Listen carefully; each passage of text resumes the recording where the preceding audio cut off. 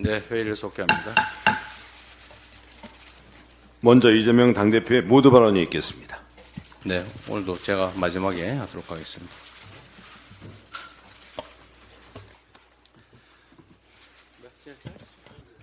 네, 박찬대 원내대표의 발언이 있겠습니다. 오늘 법사위와 가방위에서 입법 청문회가 열립니다. 법사위는 해병대원 순직 수사 외압의 실체를 규명하고 대통령의 개입 여부를 확인하기 위한 입법 청문회를, 과방위는 윤석열 정부의 방송 탄압과 언론 장악 실태에 대한 입법 청문회를 각각 엽니다. 해병대원 순직 수사 외압 의혹의 경우 왜 장관 결재까지 받은 수사 결과 보고서가 뒤집혔는지, 경찰에 이첩된 보고서를 회수하는 과정에 누가 왜 개입했는지, 대통령은 어떻게 개입했는지 낱낱이 밝혀야 합니다. 최근 언론 보도를 통해 윤석열 대통령이 직접 개입한 정황들이 속속 드러나고 있습니다. 수사 보고서를 경찰로부터 회수한 2023년 8월 2일 당일만 해도 윤석열 대통령은 이종섭 장관에게 3차례 직접 전화를 하고 임기훈 국방비서관에게 전화를 하고 신범철 국방부 차관에게 전화를 했습니다. 윤석열 대통령으로부터 전화를 받은 임기훈 국방비서관은 다시 유재훈 국방부 법무관리관에게 전화를 했고, 유재훈 법무관리관은 다시 경북경찰청 수사부장에게 전화를 걸었습니다. 윤석열 대통령이 신범철 차관에게 전화하고 약 3시간 뒤에 국방부 검찰단이 경북경찰청으로부터 수사보고서를 회수했습니다. 수사보고서 회수의 정점에 윤석열 대통령이 있다는 강력한 정황 증거입니다. 과거 특검은 왜 거부합니까? 죄를 지었으니까 거부하는 겁니다 라고 말했던 윤석열 대통령의 발언을 온 국민이 똑똑히 기억하고 있습니다. 윤석열 대통령이 왜 그렇게 기를 쓰면서 해병대원 특검법 통과를 방해하는지 잘 알 것 같습니다. 오늘 입법 청문회가 윤석열 대통령이 그토록 감추고 싶어하는 진실을 가감없이 드러내는 자리가 되기를 기대합니다. 최해병 순직 1주기가 한 달도 채 남지 않았습니다. 민주당은 국민께 약속드린 대로 1주기 전에 해병대원 특검법을 통과시키겠습니다. 윤석열 대통령에게 분명히 경고합니다. 자신에 대한 수사를 방해하기 위한 거부권 행사는 포기하십시오. 만일 국회를 통과한 해병대원 특검법을 또다시 거부한다면 스스로 범죄자라고 자백한 것이라 국민은 여길 것입니다. 떳떳하다면 특검법을 반대할 이유가 하나도 없습니다.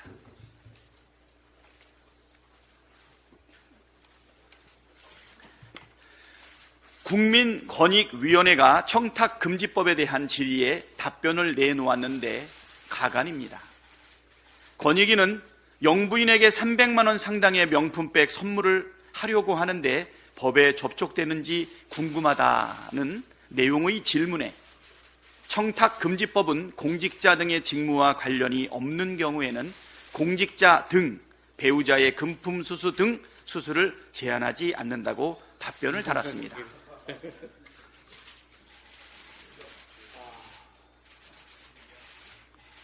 다시 말해서 직무 관련성이 없으면 금품 수수를 해도 된다는 뜻입니까? 어처구니가 없는 헛소리입니다. 청탁금지법 제8조 1항에는 공직자 등은 직무 관련 여부 및 기부, 후원, 증여 등 그 명목에 관계없이 동일인으로부터 1회에 100만 원 또는 매 회계연도에 300만 원을 초과하는 금품 등을 받거나 요구 또는 약속해서는 아니 된다고 명시되어 있습니다. 즉 직무 관련 여부와 관계없이 동일인으로부터 1회에 100만 원이 넘는 금품을 받아서는 안 된다고 명확하게 규정하고 있습니다. 또 8조 4항에는 공직자의 배우자에 대해서도 동일하게 규정하고 있습니다. 김건희 여사에 대해 면죄부를 주려고 하다 보니 청탁금지법을 멋대로 왜곡 해석하는 지경에까지 이른 것입니다. 국민 권익 보호와 청렴한 사회 구현을 위해 탄생한 권익위가 건의 권익 보호와 부패한 사회 구현을 위해 노력하는 기관으로 전락해버렸습니다. 이렇게 막 나갈 거면 국민권익위원회가 존재할 이유가 하나도 없습니다. 건의권익위원회 또는 국민부패위원회로 개명해야 되지 않겠습니까? 이상입니다. 네, 다음으로 정청래 최고위원의 발언이 있겠습니다.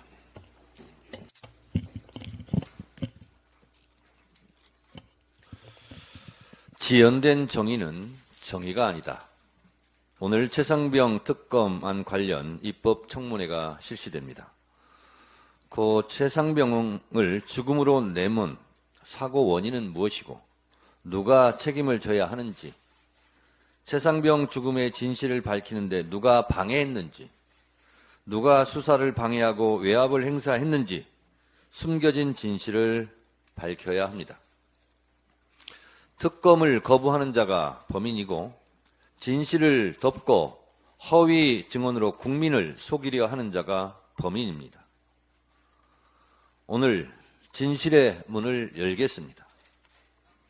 국회 증언감정법상 허위로 증언한 경우 1년 이상의 징역, 10년 이하의 징역에 처하게 되어 있고, 불출석할 경우도 3년 이하의 징역에 처하게 되어 있습니다. 제가 국회 증언감정법을 살펴보니 증언을 거부할 수 있는 경우는 딱 두 가지밖에 없습니다. 형사소송법 제148조, 제149조에 해당하는 경우에는 선서 증언 또는 서류 등의 제출을 거부할 수 있다, 이렇게 되어 있습니다. 수사사항이기 때문에 말할 수 없다라는 것은 법에 규정하지 않고 있습니다. 그렇다면 형사소송법 제148조는 무엇인가? 이것은 이렇게 되어 있습니다. 누구든지 자기나 다음 각호의 어느 하나에 해당하는 자가 형사소추 또는 공소제기를 당하거나 유죄 판결을 받을 사실이 드러날 염려가 있는 경우는 증언을 거부할 수 있습니다. 다시 말해서 본인이 죄가 있다라고 걱정될 때는 증언을 거부할 수 있는 경우인데, 그 경우는 친족이거나 친족이었던 사람, 법정 대리인, 후견, 감독인 일 경우는 증언을 거부할 수 있다고 되어 있고, 형사소송법 제149조에 증언을 거부할 수 있는 경우는 변호사, 변리사, 공증인, 공인회계사, 세무사, 대서업자, 의사, 한의사, 치과의사, 약사, 약종상, 조산사, 간호사, 종교직을 갖고 있는 사람이 업무상 위탁받은 업무 관계상 타인의 비밀을 누설하게 되는 경우는 증언을 거부할 수 있다, 이렇게 되어 있는데, 이것도 조건이 있습니다. 단 본인의 승낙이 있거나 중대한 공익상 필요가 있을 때는 예외를 한다, 이렇게 되어 있습니다. 따라서 증언을 거부할 경우에 해당되는 경우가 생각보다 많지 않습니다. 증언을 해야 됩니다. 지연된 정의는 정의가 아닙니다. 권한이 큰 만큼 책임도 큽니다. 결정권자, 지휘권자가 결과도 책임져야 합니다. 자식을 군대에 보내고 노심초사 걱정하는 부모의 심정으로 오늘 청문회에 임하겠습니다. 고 최상병의 억울한 죽음의 진실을 밝혀내고 피눈물 흘리는 유가족 부모님들에게 조금이나마 위로가 되는 청문회가 될 수 있도록 법사위원장으로서 최선을 다하겠습니다.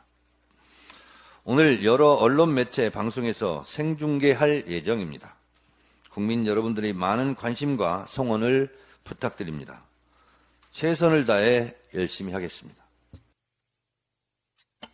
네, 다음으로 고민정 최고위원의 발언이 있겠습니다. 국민 인권의 최후 보루여야 할 국가인권위원회가 자격 없는 상임위원들의 일탈로 그 위상이 추락하고 있습니다. 인권위 위상을 추락시키고 있는 장본인은 국민의힘 추천으로 22년 10월 인권위 상임위원에 임명된 이충상 위원과 윤석열 대통령 지명으로 상임위원이 된 김용원 위원입니다. 그런데 이들이 송두환 현 인권위원장의 임기 만료를 앞두고 차기 위원장에 도전하겠다는 뜻을 내비치고 있고, 이충상 상임위원은 언론에 차기 위원장 도전의 뜻을 직접 밝히기도 했습니다. 도를 넘는 막말과 혐오 발언으로 인권위를 무너뜨리고 있는 인물이 인권위원장이 되는 것은 대한민국의 인권이 짓밟히는 것이고 국제사회로부터 조롱거리가 되는 일입니다. 지난 4월 13일 인권위 상임위 회의에서 이충상 위원은 성소수자에 대한 혐오 표현을 한 바 있습니다. 차마 제 입에 담고 싶지 않아서 기사 제목을 캡처해 왔습니다. 이 사건에 대해 3건의 진정이 인권위에 접수된 바 있습니다. 그리고 어제 저녁 인권위에서는 저희 의원실에 자료를 하나 제출했습니다. 그 자료에 따르면 인권위원회에 대해 혐오 표현을 이유로 진정이 제기되는 것 자체가 아주 이례적인 일인데 얼마나 문제적인 인물인지 설명을 드리도록 하겠습니다. 이 진정에 대해서 해당 내용에 대해서 인권위 차별시정위원회는 19일 위원회를 열고 피진정인, 즉 이충상 위원의 해당 표현은 혐오 표현에 해당한다면서 유사한 혐오 표현의 예방을 위해 국가인권위원장의 의견을 표명하기로 결정했습니다. 현 인권위원회 혐오 표현에 대해서 인권위에 진정이 접수됐고 이를 심사한 인권위 차별시정위원회가 혐오 표현에 해당한다고 결론 내린 것입니다. 판사 출신으로 윤석열 대선 후보 캠프의 사법개혁위원장으로 활동한 이충상 위원의 문제는 이것만이 아닙니다. 23년 6월 인권위 전원위에 이태원 참사 특별법에 대한 의견 표명이 안건으로 올라왔을 때는 피해자들이 놀기 위해서 스스로 너무 많이 모였다가 참사가 난 것이라는 망언을 했습니다. 또한 노란봉투법 입법에 대해서는 불법 행위자를 보호하는 것으로 부당하다면서 노동인권 감수성은 제로인 편향적인 시각을 드러내기도 했습니다. 미꾸라지 한 마리가 온 웅덩이를 흐리는 격입니다. 자격 없는 상임위원들이 인권위의 위상을 추락시키고 있습니다. 이충상 위원은 인권위원장은커녕 지금 맡고 있는 상임위원회 자격도 없는 인물로 지금 당장 해촉되어야 마땅한 인물입니다. 오는 9월이면 송두환 현 인권위원장의 임기가 종료됩니다. 그 전에 국가인권위법을 개정해 인권위원 검증 절차가 투명하고 객관적으로 진행될 수 있도록 보완해야 할 것입니다. 자격 없는 인물이 대한민국 인권의 최후 보루인 국가인권위원회의 위상을 추락시키는 일만큼은 막을 것입니다. 무자격자에게 대한민국의 인권을 맡길 수는 없습니다. 오늘 오전에 진행될 운영위 전체 회의에서도 이 문제를 다시 한번 짚겠습니다. 네, 다음으로 서영교 최고위원의 발언이 있겠습니다. 오늘 법사위에서 최혜병 사망 사건에 대한 대통령실 수사 외압에 대한 입법 청문회가 진행됩니다. 어제는 법사위 소위에서 최혜병 사망 사건에 대한 대통령실 수사 외압에 대한 특검법이 통과되었습니다. 오늘 입법 청문회 이후에 그 특검법이 전체회에서 통과될 예정입니다. 이제 대통령도, 대통령실도, 그리고 국방부 장관도, 그리고 유재원 법무관리관도 모두 다 특검의 대상입니다. 국기문란을 엄청나게 흔들어댔으니, 국기문란을 엄청나게 해댔으니 특검을 받아야 할 것입니다. 그런데 국힘당에서 이 특검법 통과를 보고 이렇게 이야기합니다. 대통령의 거부 이유가 더 늘었다라고 이야기합니다. 그래서 국힘당은 안 되는 겁니다. 윤석열 대통령 특검법인데 그 거부 이유가 늘었다고 말을 하다니 말도 안 되는 헛소리 당장 중단하십시오. 이것은 윤석열 대통령에 대한 특검법입니다. 그리고 국힘당이 그 특검법을 거부하면 거부할수록 국힘당은 윤석열 대통령의 올가미에서, 그리고 윤석열 대통령의 검은 그림자에서 벗어날 수가 없을 겁니다. 이 특검 관련해서 제가 다시 한번 정리를 조금 해보도록 하겠습니다. 박정훈 대령이 이 사건은 경찰로 이첩해야 된다고 이종석 국방부 장관에게 찾아갔습니다.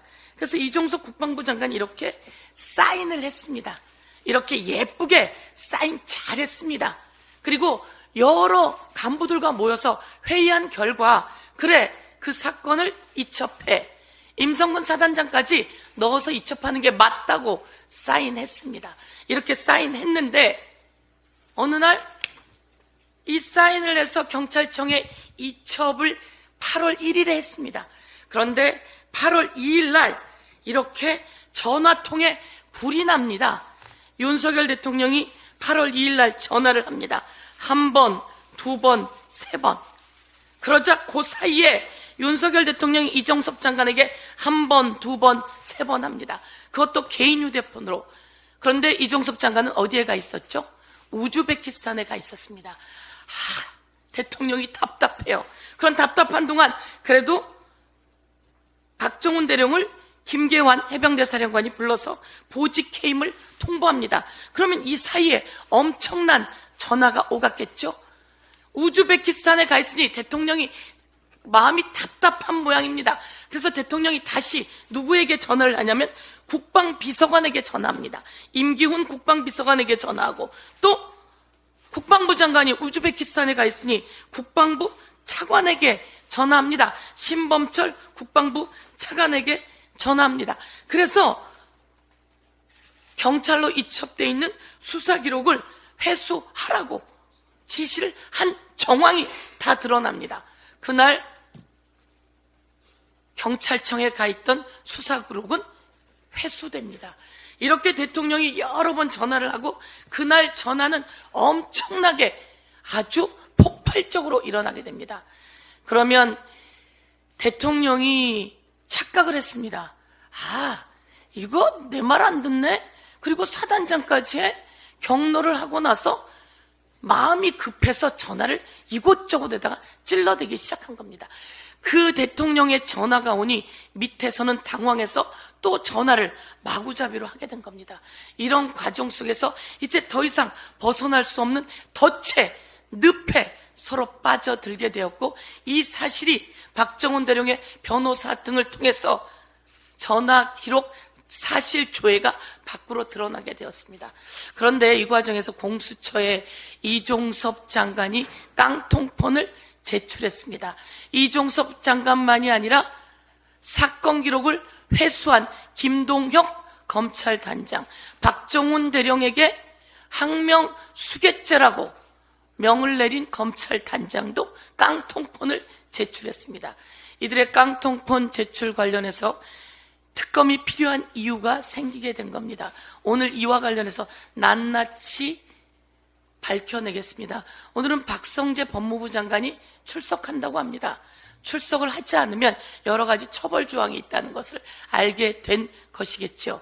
국민 여러분, 오늘 대통령의 국정농단에 대해서, 대통령의 안보농단에 대해서, 대통령의 사람농단에 대해서 낱낱이 밝혀보겠습니다. 이상입니다. 네, 다음으로 장경태 최고위원의 발언이 있겠습니다. 윤석열 특검법이 되어버린 최해병 특검법의 입법청문회가 있습니다. 도대체 왜 누가 해병대원을 입수시켰는지, 사건 이첩을 중단시켰는지, 이첩 서류 회수를 지시했는지, 박정훈 대령에 대한 집단 항명 수괴 입건을 지시했는지, 그리고 도대체 임성근 전 사단장이 뭐길래 정권이 총동원되어 임성근 살리기에 몰두했는지 등 위증과 은폐로 얼룩진 조각을 맞추겠습니다. 그 조각 중 하나로 해병대 수사단이 사건 기록을 경찰에 넘긴 8월 2일을 주목해 주시기 바랍니다. 윤석열 대통령은 수사 외압에 아주 구체적이고 적극적으로 개입합니다. 개인 휴대전화로 이종섭 당시 국방부 장관뿐만 아니라 임기훈 국가안보실 국방비서관, 신범철 국방부 차관과도 통화합니다. 이종섭 장관과 통화한 낮 12시부터 1시 사이 3차례 전화한 이후 25분 뒤에 임기훈 비서관과 통화하고 또 오후 4시 21분에 신범철 차관과 통화합니다. 또 유재은 관리관은 임기훈 비서관과 1시 42분에 통화한 9분 뒤에 경북경찰서에 이첩된 사건 기록을 회수하겠다고 통보했습니다. 군 검찰단이 회수하기로 결정했다라고 한 이 국회 답변과 이 재판 과정에서의 내용이 매우 다릅니다.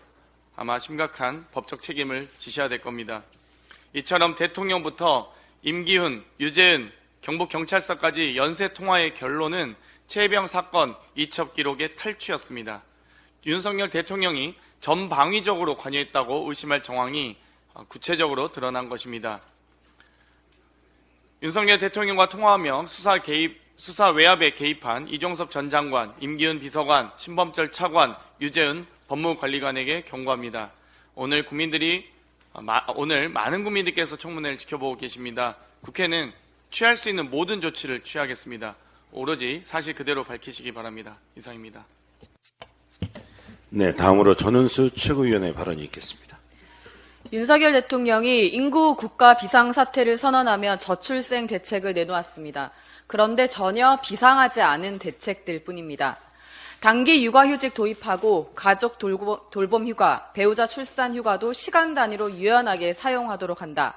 눈치 보지 않고 마음 편하게 제도를 사용할 수 있게 한다 하는데 중소기업 노동자들은 본인이 없으면 회사가 굴러가지 않게 되어버리는 상황에서 육아휴직을 사용한다는 말조차 하기 힘듭니다. 육아휴직 기간, 육아휴직 급여는 어차피 고용보험제도 내에 있는 것이라 이것들만 더 두텁게 하는 것으로는 전혀 나아지지 않습니다. 플랫폼, 특수고용, 자영업자 등 고용보험 사각지대에 있는 분들에 대한 대책이 시급합니다. 연내에 방안을 마련하겠다고 한다고 하니 긴급하고도 중요하게 다루어 주길 바랍니다. 요즘 유전, 유자녀, 무전, 무자녀라는 말까지 등장했습니다.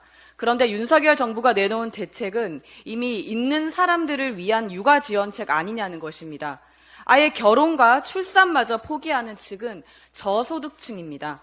그런데 혼인에 따른 일시적 2주택 보유 시 양도소득세, 종부세, 1주택자 간주기간을 10년으로 확대하겠다는 정책, 연소득 2억 5천만 원인 부부에게 출산 시 대출 요건을 완화하겠다는 대책이 과연 출산율을 높일 수 있을까요? 대출 요건 완화가 집값과 가계부채를 자극할 수도 있습니다. 결혼, 출산, 양육이 메리트가 되도록 하겠다는 정부의 대책, 과연 진정한 메리트가 될지 허공의 메아리가 될지는 저소득층 2030 10명에게만 직접 물어보시면 압니다. 국가 비상사태라고 하고 그에 대한 대책이라고 이야기하려면 보수 우파 쪽에서도 대한민국 경제 발판이 되었다고 극찬하는 제도인 조봉환 선생님의 농지개혁만큼의, 그리고 가족제도의 대변화를 꾀할 수 있는 프랑스 팍스 제도만큼의 대한민국 전체를 흔들어 놓을 파격적인 정책이 필요합니다. 장마철이 시작되니 또 물이 새고 세간살이들이 망가질 취약계층의 여름이 너무나도 걱정됩니다. 전세 사기를 입은 청년들도 방치된 건물에서 열악한 주거 생활을 하고 있습니다. 그에 반해 지자체들은 장마 피해 예상, 현장 실태 조사조차 제대로 하고 있지 못하고 있습니다. 전국의 지자체에서는 장마철 대비하여 취약계층의 주거진의 안전에 위협이 되는 요인을 사전에 차단하는 정책을 신속히 펴주시기 바랍니다. 네, 다음으로 강민구 최고위원의 발언이 있겠습니다. 예, 강민구입니다. 대구 얘기입니다. 대구시 홍준표 시장의 군위군 원전 SMR 스몰 모듈 리액터라고 소형 모듈 원자라고 합니다. 군위군 원전 건설은 철회되어야 합니다. 나아가 아무 권한도 없는 광역단체장이 마치 원전 건설이 확정된 것처럼 얘기하는 것은 황당무계한 주장입니다. 홍준표 시장의 이번 원전 발표의 황당함과 부당함에 대해서 몇 가지 지적하겠습니다. 첫째, 원전 건설은 대표적인 국책사업으로 광역단체장이 발표할 사항이 아닙니다. 광역단체장의 사무도 아니고 권한도 아닙니다. 홍 시장은 언론 포레에 한번 추가한 겁니다. 둘째, 대구시가 한수원과 체결한 MOU는 건설 분야가 아니고 타당성 조사 MOU입니다.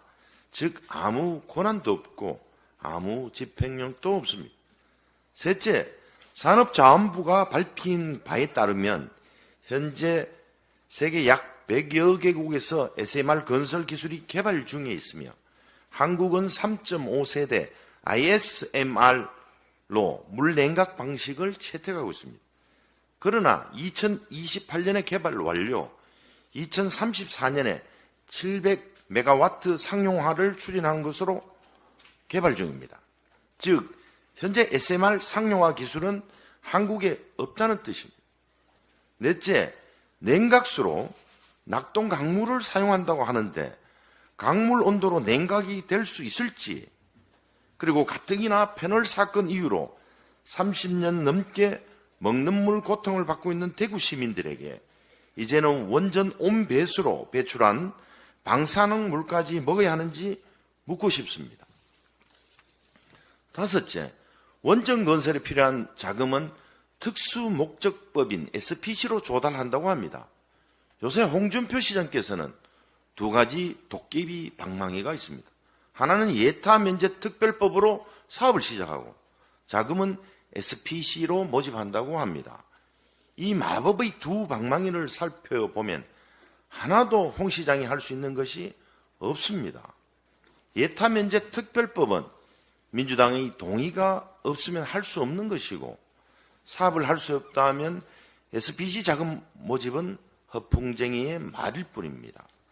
홍준표 시장은 취임 후 대구시의 모든 정책 결정을 갈아엎는 트랙터 행정을 하고 있습니다. 최근에는 대구 경북 행정통합으로 재미를 보고 있습니다. 그러나 공직자에게는 국민의 4대 의무 외에 추가 의무가 하나 더 있습니다. 그건 바로 설명의 의무, 즉 소통의 의무입니다. 공직자가 설명을 하지 않으면 시민과의 소통은 사라지고 모든 시민들은 불행해집니다. 이제라도 이런 말도 안 되는 전시 트랙터 행정을 거둬주시기 바랍니다. 홍 시장이 원하는 SMR 원전은 홍 시장 임기 내에 할 수 없는 그저 꿈나라 얘기입니다. 본인 대권 가도가 풀리지 않고 오설기도 막혀가고 있지만 본인 소신까지 버리셔야 되겠습니까? 홍준표 시장은 전시 트랙터 행정에서 설명의 행정, 대구 시민을 위한 소통의 행정을 보여주시기 바랍니다. 이상입니다. 네, 마지막으로 이재명 당대표의 발언이 있겠습니다. 네, 국가의 가장 중요한 책무는 국가 공동체를 유지하고 국민의 생명 안전을 지키는 것입니다. 그래서 안보 문제는 언제나 가장 중요한 국가 과제입니다. 그런데 지금 한반도의 안보가 점점 위태로워지고 있습니다. 남북 관계도 점차 긴장의 도가 높아지고 있고, 특히 한반도를 둘러싼 국제 관계도 점점 악화되고 있습니다. 최근에 중국 또 러시아를 포함한 북방 관계가 계속 악화되고 있었는데, 그저께 푸틴의 북한 방문 후에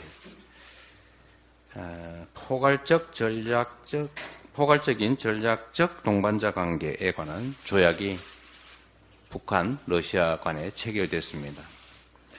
그 내용이 매우 위태롭습니다. 전쟁 상황이 발생하면 즉각 군사 지원을 한다. 거의 군사 동맹에 가까운 조약입니다. 우리 정부는 이에 대해서 즉자적인 대응을 하고 있습니다. 우크라이나에 대한 무기 지원을 검토하겠다라는 등의 조치를 하고 있는데, 글쎄 이게 과연 이 문제를 해결하는, 그리고 좀 더 크게 본다면 한반도를 둘러싼 안보 환경을 개선하는 조치가 될 것인지 악화시키는 조치가 될 것인지는 우리 국민들께서 판단하실 수 있을 것 같습니다. 문제는 왜 이런 상황이 발생했는지를 되돌아보는 것이고, 또 이런 상황을 개선하기 위한 안보 위기를 완화할 수 있는 방안이 무엇인지를 냉정하게 그리고 섬세하게 고민하고 시행해야 한다는 것입니다. 그래서 외교 문제는 중요합니다.